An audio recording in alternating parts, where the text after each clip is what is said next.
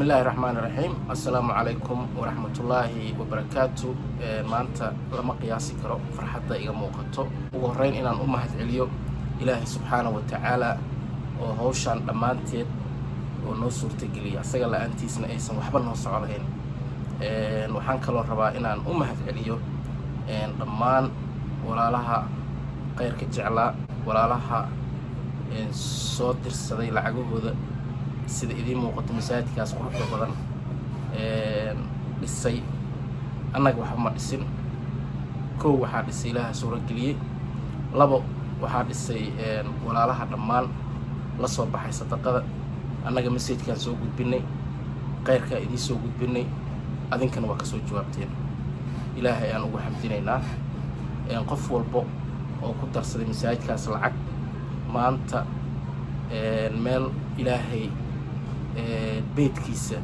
iyo account-ka Ilaahay ayuu wax ku darsaday qof shakhsi ah wax ma siinin masaajidkan quruxda badan u jeedaan waxaa dhisay adinka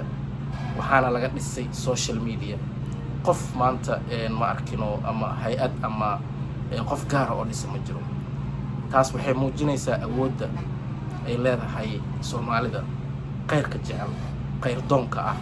wanaagga rabaan marka tan waxay ku muujinaysaa in dadka hadday si ikhlaas ah oo niyad same ah ay wax u sameeyaan ay wax walba sameyn karaan adduunkan wax Ilaahay agtiisa ku culus ma jiro Ilaahay ayaan ku xamdinaa hawshan nala garab galay waqti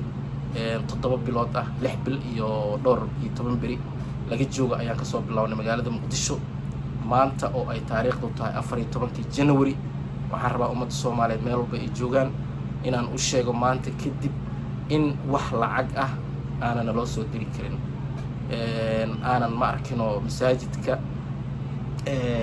alxamdulillah Ilaahay wuu dhammaystiray qofkii hore wax u ballan qaaday jeclaa inuu ma arkino wax ku darsado laakiin sabab jira awood la bixi waayay insha Allah Ilaahay niyadaada uu fiirina niyadaada ajir Allah ka siiyo adigana qofkii rabay in uu lacag la baxo haddana xoogaa shaydaan uu iska celiyay oo uu dhahay account-kaada hadda lacagtan ka bixisid ama ma arkino wixii ay account-kaada ama ka nuqsaamaa asagana insha Allah waxaan u rajaynaynaa in mararka kale oo qeyrka aan idin soo weydii doono inay qayb ka noqon doonaan insha Allah ta'ala mar labaad iyo mar saddexaad waxaan rabaa inaan u mahad celiyo dadkii hawshan aan iskala shaqeynay habeen iyo maalin aan isku waceynay hadday noqon lahayd guddiga ku sugan waddanka Soomaaliya oo ugu horeey walaalkay Jamaica iyo walaalkay Nuuraay Muuse oo Canada joogo Toronto aadan idinkaga mahad celinaynaa walaalaha qaybta ka qaatay masaajidkan waxa aan ugu soo celcelinayna lacag ka soo dirina waxay tahay waad ogtihiin sadaqada ayaantan waxay iska noqotay negative wax aruuriska waxa laga yaabaa dad aan Ilaahay ka cabsanayn shaydaan qaado masaajidka libidiisa iska qaato meel soo gashto lacag ku aruursada Ilaahay ka cabsada masaajidkan hawshiisa waa dhamaatay lacag ka noo soo dirina Soomaaliya lacag ka u dirina wixii kale oo soo siyaado annaga idin soo socodsiin doona insha Allah ta'ala masaajidka dabcan future wuxuu u baahnaa doonaa nadaafad wuxuu u baahnaa doonaa dayactir in laga warqabo laakiin maanta hawshii aan soo bilawnay 6 bil ka hor Ilaahay waa nagu guuleysiyay Ilaahan ku xamdinaynaa adinkana waxaan markino Ilaahay idinkaga baryaa in wixii aa ula baxdeen oo qalbigaada ku jiray inuu Ilaahay markino ducadaas ku aqbalo dadka waalidkood ula baxay inuu qabriga Ilaahay ugu nuuriyo dadka awlaadooda ula baxay oo raba inuu awlaad Ilaahay ugu xafido wadamo dhib badan aan joognaa qurba ah Ilaahay adinkana ajir ka siiyo walaalayaalow masaajidka waa dhamaystirnay lacag ayaan la soo dirin hawsha meeshaas ku dhamaatay Ilaahay ayaan ugu xamdinaa rabaa inaad ii sheego waa dhamaaday masjidkii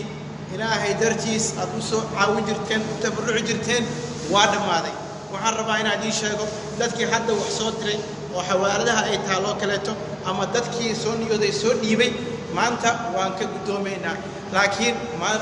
hadda kadib yaa la soo dirin waa dhamaatay Ilaahay waa nagu guuleeyay aaminaadii aan aaminteen waad ku mahadsantihiin Ilaahay ha idin sharfo beedkii Ilaahay waa nagu cisaysteen annagana insha Allah Ilaahay nagu ma ceebeynin waa ka baxnay furitaankiisana mar dhow ayaan idin soo sheegi doonaa insha Allah